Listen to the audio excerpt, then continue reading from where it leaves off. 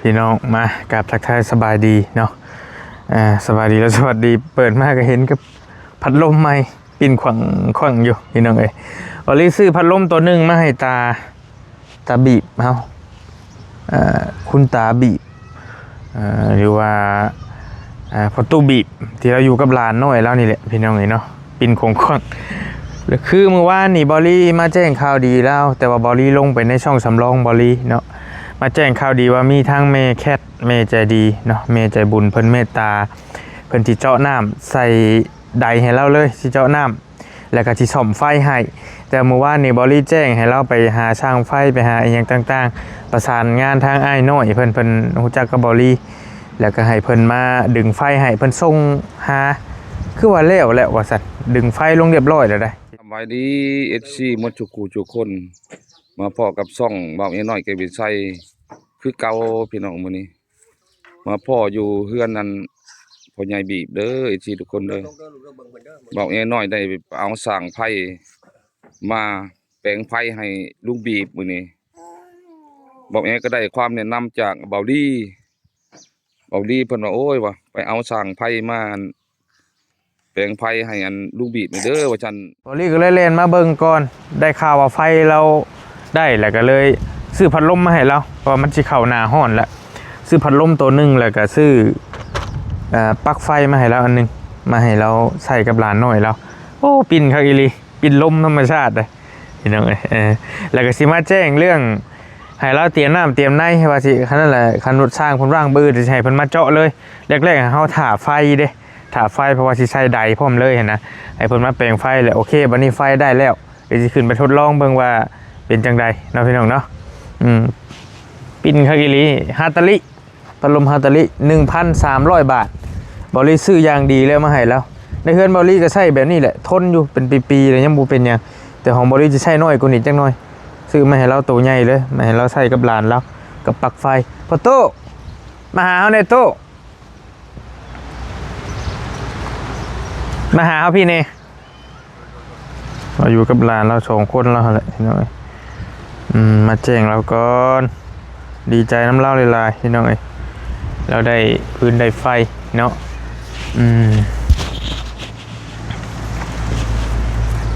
ใช่พี่มาทางผิดโต๊ะอันนี้มาเท้าไฟเป็นนี่แล้วเรียบร้อยแล้วบ่สบายดีสะดวกเลยโอ้สบายดีสะดวกเลยมาเห็ดในไม้เท่านี่แล้วเลยเนาะไว้ดีเนาะนี่เนาะพอดีแล้วได้ไฟเลยโดยเอาพัดลมใหม่ไปเป่าเข้าแขนเป็นเห็ดในเท่านี่ค่าไฟเห็นบ่โดยบุเป็นยังนี่ยกได้ว่าพัดลมนี่จะมีอยู่ว่าพัดลมเจ้าบ่ได้มีเลยโอเคเขาซื้อพัดลมมาให้โดยเพราะมันจะฮ้อนหนาฮ้อนเลยดิโดยขอบใจขอบคุณเอาพอตู้ถือเอาได้บ่ลองเบิ้งเราจะถือได้อยู่บ่ได้อยู่บ่คันบ่ได้เลยเขาจีเอานักแต่บ่ดีกะได้บ่ลองเบิ้งโธ่ได้บ่ช่วยบ่ได้บ่ได้เนาะบ่ได้อยู่บ่ได้โอ้นักเติบเอาตัวนี้ซะเอาปลั๊กไฟนี้ปลั๊กเสียบนี่ปักเสียบกับขนมในไปสู่ร้านจังปักเสียบผักล้มนี่บ่อยโดยจักเสียบยังก็ได้โดยบ่มีเนาะไปเอาขึ้นไปลองเบิ่งเสร็จแล้วมันเข้าสิโจมไปเองบ่เป็นหยังไปใช่บ่เป็นนะลูกฮะใช่บ่เป็นนะเสียบเบิ่งเสียบเบิ่งเดี๋ยวเฮาสิบอกดอกบ่เป็นหยังนี่พัดลมมันใหญ่คือว่ามันหนักเด้โดยมันหนักพัดลมอย่างดีเลยพัดลมตัวธรรมดาก็มีของเวียดแต่ว่ามันถึกๆหรอกแต่ว่ามันเทไว้โดยลานกันนอนดีแท้ลานเรานี่ก็ได้นอนขึ้นทั้งรถก็ได้ปะขึ้นเดี๋ยวเบิ่งไฟ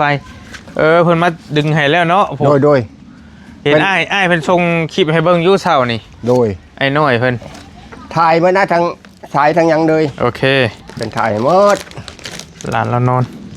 โอ้ฮึบโอ้นักเลยพี่น้องพัดลมใหญ่ดินักแต่ว่าขน้อยย่อบ่ได้บ่เป็นยังถูกต้องแล้วย่อบ่ได้ใช่โอ้เพิ่นใส่ดอกไฟให้พร้อมโดยดอกไฟดอกตารางดอกทึงมีทั้งตารางพร้อมมีทั้งตารางทั้งทึงบัดเบิ่งหาใส่ให้ โอ้ประตูปิดให้เฮาเบิ่งนี่ขออนุญาต ปิดบอกปิด โดยปิดเปิดบัดนี้ โดย โอ้ โดย เบิ่งกันเด้อ สะดวกสบาย สะดวกสบายแล้ววันนี้ โดย ไอเอาชายเก้าบ่ ใช้ใหม่เลยเพิ่นถ่ายใช้ให โอ้ ม่ ชายใหม่เลย ถ่ายใช้ใหม่เลย โอ้โดยเพิ่นว่ามันเป็นน้ำยางเพิ่นว่า เป็นน้ำชายมันชายมันเขามันเขาชนิดเขาคือก็ไม่นะ ขี้เมียงกิน ขี้เมียงเขาไม่ได้ใช้มัน เพิ่นเปลี่ยนบัด2เส้นเลย โดยแล้วก็ซื้อดอกไฟมาให้ใหม่ โดย ดอกไฟ แต่กระดานเก่าเนาะ กระดานเก่าโดย กระดานเก่า โดย แต่ดอกไฟนี่ดอกใหม่ โดย รวมทั้งหมด900,000บ่ เก้าแชนเพิ่นเอาเก้าแชน ประมาณ1,000 กว่าบาทนี่แหละ เก้าแชนครับ แบ่งวารีสิไลเบิ่ง900,000กีบเด้อพี่น้องเด้อ โดย เรทมื้อนี้1,680เด้อพี่น้องเด้อ โดย เบิ่งวารีสิคูณเบิ่ง ประมาณ 1,400 บาท โดย ประมาณ1,400 บาท 1,400 บาทมันได้อยู่952แต่บวกลบไล่ประมาณนี่แหละ 1,400ซะรายง่าย โดย ๆ1,300ปลายๆ1,400 โดย ค่าเพิ่นซ่อมไฟให้ก็ถือว่าโอเคบ่แพง โดย เพิ่นเปลี่ยนสายให้พร้อมเด้ เปลี่ยนใช้พร้อม ม ดอกของเพื่อนอยู่ตารางดอกหนึ่งดอกเทิงนี่ดอกของขน่อยเองแต่ก่อน ของเจ้าเอง โดยดอ โอก เค แต่ก่อน เราก็ได้สากนี่แหละได้นี่พี่น้องเอ้ยได้สากไฟข้าง ได้ นี้ ฉากไฟฉากโคม โอ้สะดวกสบายแล้วพ่อเฒ่าเอ้ยอานะ มันเสียบตัวนี้เลย แม่นประตูแก้เบิ่ง เสียบได้ไรเสียบได้ไร เอ้ยบ่ยากเลยสิลองให้นอนพัดลมใหม่เย็นๆนี่ โดยโอ้ย แก้รถเอาเลยยิงไม่ใช่นี่ เราแก้ครับบ่ได้แล้วบ่ ฮะ ได้บ่ของไทยอย่างดีแล้วนี่ก็ได้บ่ฮะ ฮะ เบิ่ง เหมือนสมบัติจริง เมนของไทยอยู่บ่คือบ่เมนของไทยเนาะแต่ว่าดีอยู่ดอกเฮาซื้อมาใช้อยู่เพื่อนอยู่ โดย มันก็ได้สีกแล้วเลยมันจะจับเฮาก็แก้บ่เป็นเพราะเฮาบ่จักบาด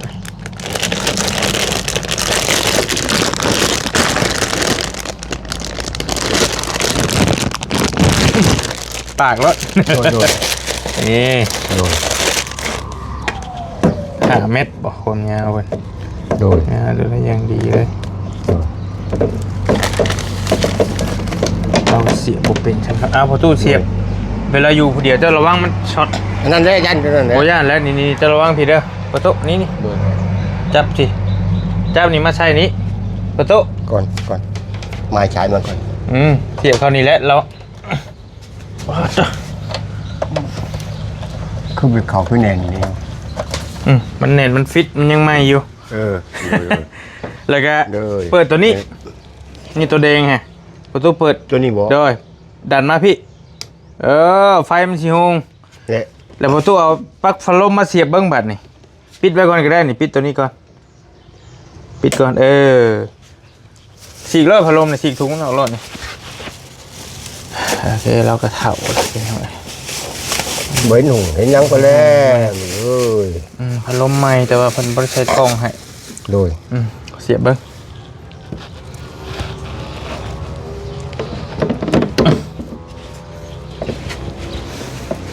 ยันแต่ผู้ลานเล่าแล้วบ่ชักเนาะ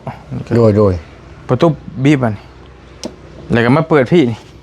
บ่ได้เคยใช้พัดลมบ่ โบได้ โอ้ยเนาะ บ่ได้เคยเลยลูก นี่มันมีเลขหนึ่งเจ้าฉีกเอาก่อนก็ได้ฉีกเอาก่อน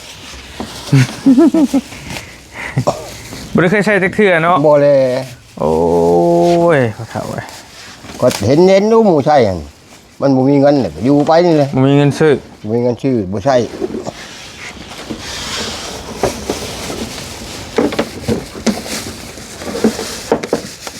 เป็นมาที่ซอยหนักให้ได้พี่น้อง นัก นี่เลยยังดีเลยเอารถนี่นะครับ โดย จะเห็นบ่เลขหนึ่งเลขสองเลขสามนี่เห็นอยู่บ่ โดยเห็นดูขน่อย อันนี้เลขหนึ่งลองบีบเบิ้งเลขหนึ่ง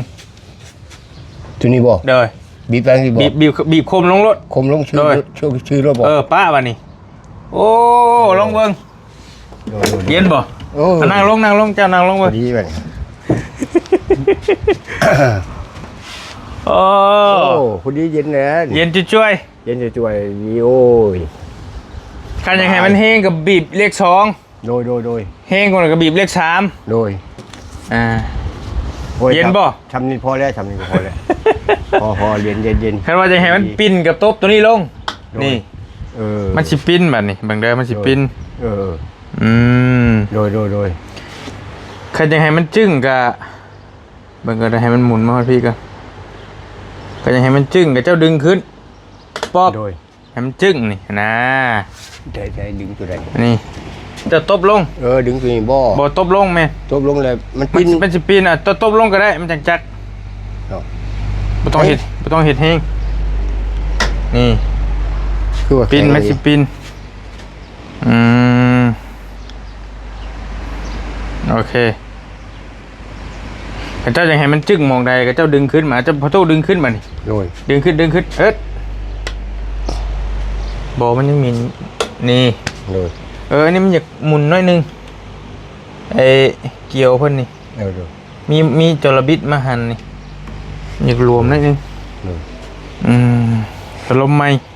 เย็นจะจ้อยบาดนี่ โดย อันนี้เพิ่นชื่อว่าหันบอเน็ตมาแต่หันหันไหมจึ้งก็ได้หมุนลงก็ได้ โดย มีว่าจระบิดเจ้า โมมี่แล้วขนาด โอเคบ่เป็นหยังจึงได้อยู่อยากรวมได้นึงพี่น้องแต่เกิดบ่เคยใช้พัดลมติ บ่เคยใจเลย เย็นจ่อยๆบานนี่พี่น้องไฟกันใต้ปิดซะเย็นใหญ่ได้บ่ขอโทษ โดย พี่น้องเบิ่ง โดย นี่โอ้ยเย็นช่วยๆละบานนี่พัดลม โดย คักแต่ยามฮ้อน ยามฮ้อนนอนพัดยุงพัดยังก็สบายเนาะ โอ้แนวมันแหละ แต่ว่ายามนี้เจ้าบ่อยากเปิดก็ได้แล้วแต่มันหนาวก็ปิดไว้ โดย ยามหนาวเขาจังเปิด มันยังเย็นอากาศยังเย็นเลย โดย กลางมุงนอนก่อน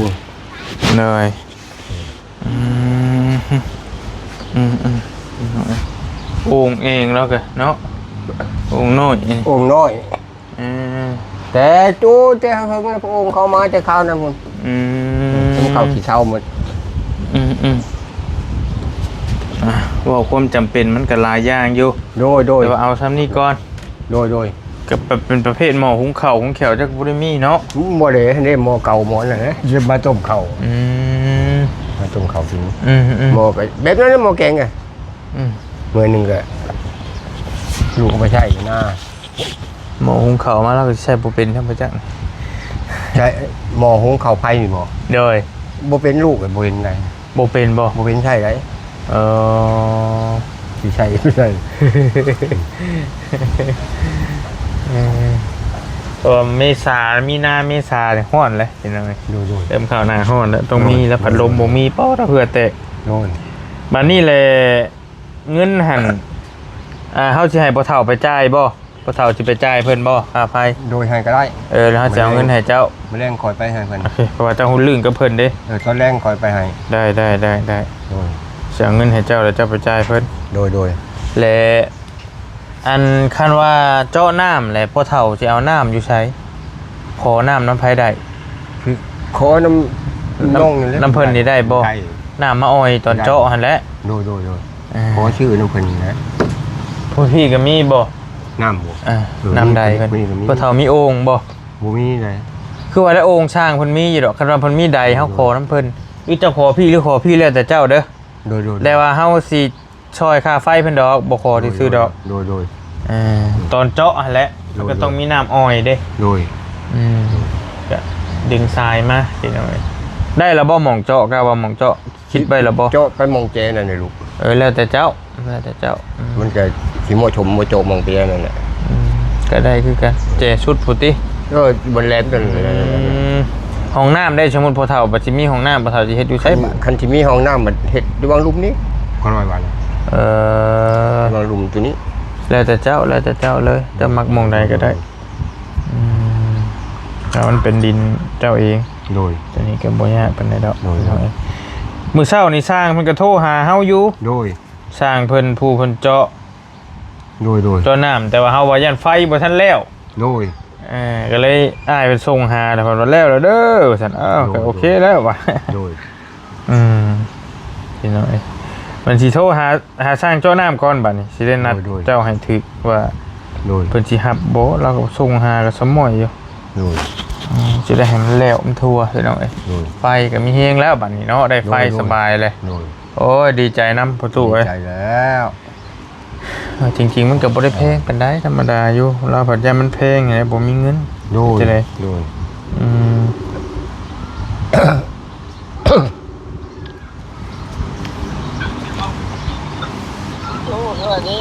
สบายดีสบายดีอ้าย โดย อันมื้ออื่นมาได้บ่มื้ออื่น ได้อยู่เลย ตะกี้เขาว่าจะให้เจ้ามามื้อนี้โทรเช้านี่เจ้าบ่รับ หมอเคยโทรหาเจ้าอยู่ หลังจากอ้ายโทรนั่นแหละแล้วเฮาโทรกลับอ้ายบ่รับหั่นนะโอเคบ่เป็นหยังคันว่าอันนั้นอ้ายมามื้ออื่นก็ได้คันอ้ายสะดวกมื้ออื่นแต่ว่าไฟ แต่ขอบ่ได้ไปเด้อให้ลูกไป ไผมาก็ได้บ่เป็นหยังแต่ว่าใส่ใดคือเฮาเว้าหั่นแหละอ้ายใส่ใดแล้วฮูก คือว่าแล้วพวกร้านหาเด้อคอยปล่อยให้เจ้า500,000 โอเคโดยและฮูกมันเฮาส่งให้เจ้าแล้วได้ฮูกพ่อเฒ่าเพิ่นอยู่กับหลาน2คนให้มาฮอดแถววัดแล้วทำเขาเจ้าจักรอให้เขาเจ้าพามาแต่วัดบ้านนาคำใต้นี่ฮูกมาส่งให้อ้ายแล้วบื้นน้อยเนาะโอเคใส่ใดพร้อมคือเว้าหั่นแหละเจ้าแต่เงินน่ะบ่ให้ลูกคอยเด้อให้โอนคือเก่าเด้อโอเคเดี๋ยวเฮาโอนให้บ่เป็นหยังบัดแล้วเดี๋ยวแจ้งเฮาบื้นเนาะเจ้าโอเคโอเค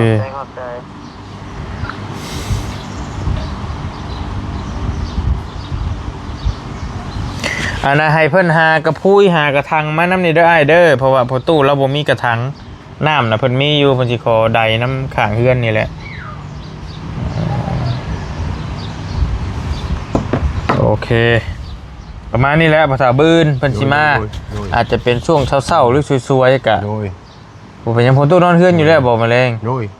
โอเคคันว่า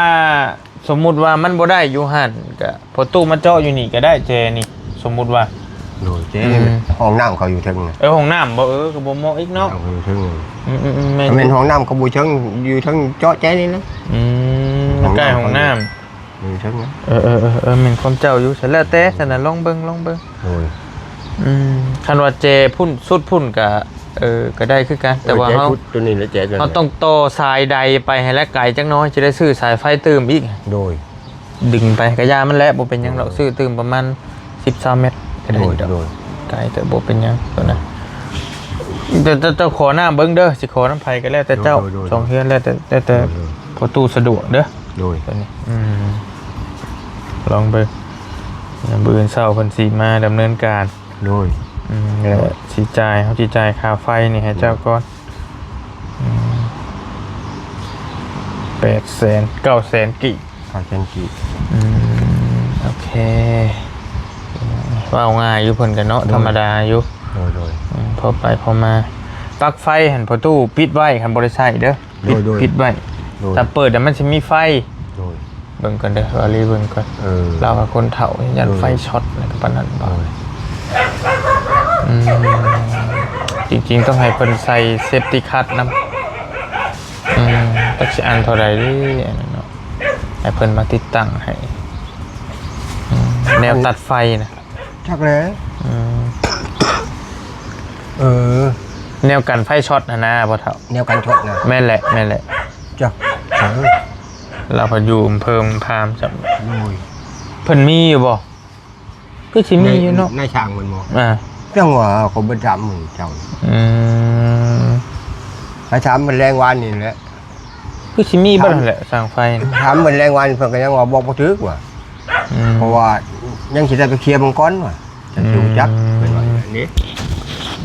มันบอกแก้ววันได้ไปถามไปนำกันบ่กันพ่อกันในทางนี้ก็ยังออกไปทีเลยเป็นพ่อในทางโดย เลยมือนี่เพิ่นก็มาเฮ็ดให้เลยเนาะ โดย ง่ายอยู่สบายแล้วบัดนี้บ่มีหยัง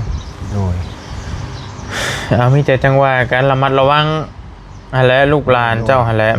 มันสายฟืนสายไฟมัน โด ก็ ย อันตรายอยู่ปิดไว้ปลักไฟก็บอกมันหั่นแหละ โดย หลานเจ้านะ โดย ย่านเพิ่นเอาบ่วงเอาหยังมาแย่นี่ โดย อันตรายแท้ โดย เล็กน้อยครับ โดย แต่บัดบ่มีผัดบ่ได้บัดนี้ โดย มันก็ต้องมี โดย ไฟก็ระมัดระวังเอามาแหละ โดย กินข้าวกับหยังมื้อนี้ กินกับปลากระป๋องนี่แหละ ปลาปอง ปองหนึงก็บ่เบิดแล้วเนาะเบิ่งทรงเจ้าเนาะ มดได้ช่องเผือกช่องคาบกิน เออโอเคปองหนึงได้2เทื่อกิน ได้ช่องเผือกกิน ถือว่าได้หลายเกิดมีฟืนมีไฟมีน้ำมีในใช่แล้วก็ สบายแล้วบัดนี้ โดย แต่เบิ่งเฮือนเบิ่งซ่านนี้อะไรจังว่ากัน โดย พิจารณาเบิ่งเอาฟ้ามาไม่แบบฟ้ากระจาด โดย เราสิเอาไม่แป้นก็มันก็คือสิเปลืองยังเงินบ่พอ มันเปลืองแห้งพอนะแต่ ยังเงินบ่พอ โดย ฟ้ากระจาดมาตีใช่ไหมนี่พอได้อยู่ก่อน โดย เฮ็ดจังได๋ โดย ซ่านเจ้าน่ะฮักไปแล้วซ่านเจ้าเบิ่งทรงนี่เนาะ ดอกน้ำไหลเพราะมันตากผล กับ เนี่ย คันใดแล้วนี่ก็บ่ละเอียดนี่ก็เด้งอยู่ อันใดก็อยากดอกอยากกันแหละ มันหลายปีเลย คันว่าเฮาซื้อฝากระจาดมาให้แหละพอตู้สิให้ไผมาใส่ให้สมมุติว่ามีอยู่บ่ มันโอ้ยบ่มีเลยยายลูกบัดสิไปป่าอ้อยตัดอ้อย จ้างหั่นแหละจ้างเขา จ้างร้านก็มันเห็นงานจักมันสิมาใจให้รู้บ่แล้วมันยังสิเว้านํมันอยู่หรอกฟังน้ำร้าน หักยาและเจาะน้ำเบิ่งก่อนเจาะน้ำเจาะในเบิ่งก่อน เปล่าก่อนถ้ามันมีจังใช้ไปเงินพอเงินหยังเลยก็จังว่า โดย แต่ตามไล่เบิ่งนี่ก็สิได้อยู่ดอกพี่น้อง โดย มันก็บ่แพงเลยดอกฝากระจาด โดย ประมาณ20แผ่นบ่นั่นแหละยังหลาย โดย บ่รีเบิ่ง โดย ปั๊บดูสิหาพอสร้างแล้วมาระเบิดมือหนึ่งก็ยังคิดได้ตุ่มต่ำเขาเดียวเลย โดย เวลาจังหวะกันสร้างเขาก็มีประจำอยู่มีอยู่ โดย เพราะว่านั่นแหละสิหามาให้เจ้าน้ำก่อนเนาะแล้วจังหวะกัน โดย ตัวอื่น โดย จื้อระบอบบันที่เขาบอกนี่ แล้วน้ำจ้อน้ำนี่ก่อนหมดนี่บ่ แมน โดยจือรอกหมด แล้วพัดลมดิพัดลมก็หมดเลขศูนย์ทันแล้วเลขศูนย์น่ะหมดลง หมดเลยชุนบ่ โดยก็ยังไงมันแห้งกันนับแต่เลขหนึ่งเลขสองก็แห้งไปเรื่อยๆเลขสองเลขสาม โดย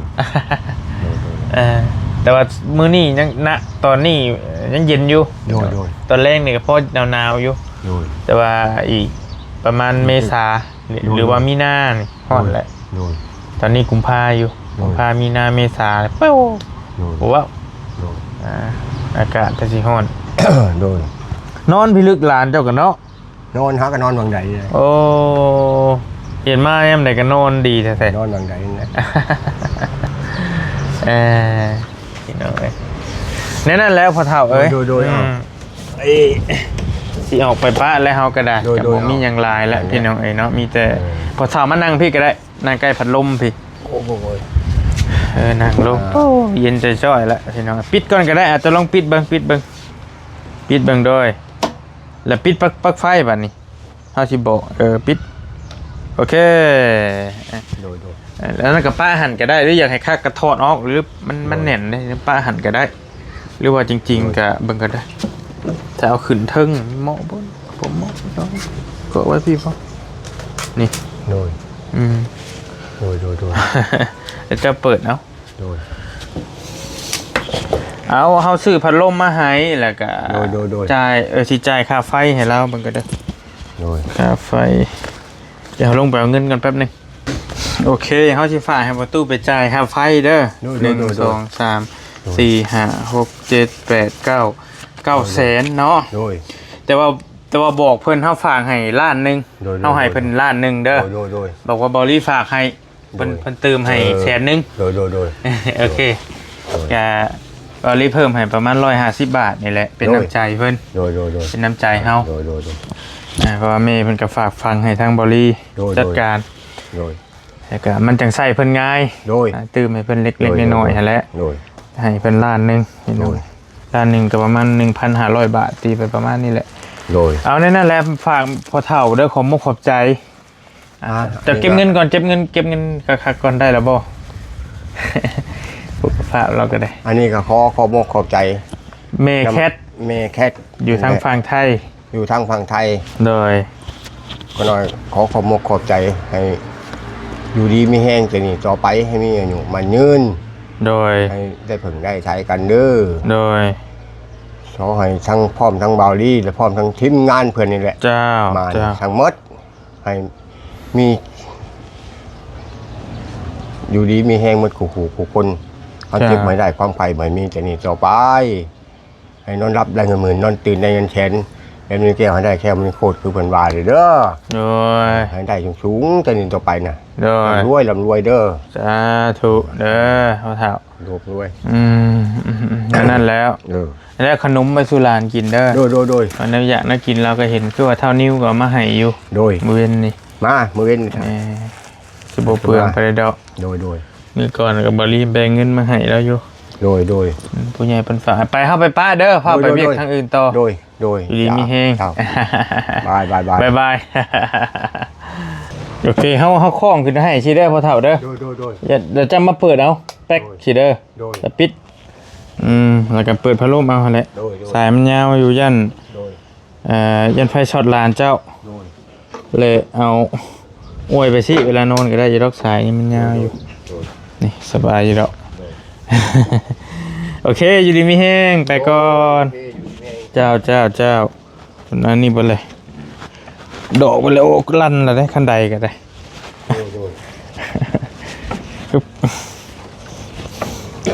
แพงเวงอยู่เป็นหนุ่มลานแล้วกันรับผักรับนี่เอ้าเราอยากเจาะอยู่เจพุทธพอเถ่าเราเจในพุทธเอาอยู่ดีไม่แห้งบอลี่กะมาเบิ่งไฟจ่ายค่าฟืนค่าไฟให้แล้วเรียบร้อยแล้วพันดึงเขาอาสายไม้เขาคักนี่เนาะก็ต้องขอขอบใจขอขอบคุณกับคุณหลายๆทางแม่แคทอยู่ทางฝั่งไทยให้แม่อยู่ดีไม่แห้งให้โชคให้มานให้ร่ำให้รวยแม่ปรารถนาสิ่งใดก็ให้แม่ได้สิ่งนั้นสมข้อมุ่งมั่นปรารถนาร่ำรวยอยู่ดีมีแห้งอย่าเจ็บอย่าจนเดินทางไปทางใดมาทางใดก็ให้ตลอดปลอดภัยได้แม่เด้อสาธุร่ำรวยสุขภาพเข้มแข็งอยู่ดีมีแห้ง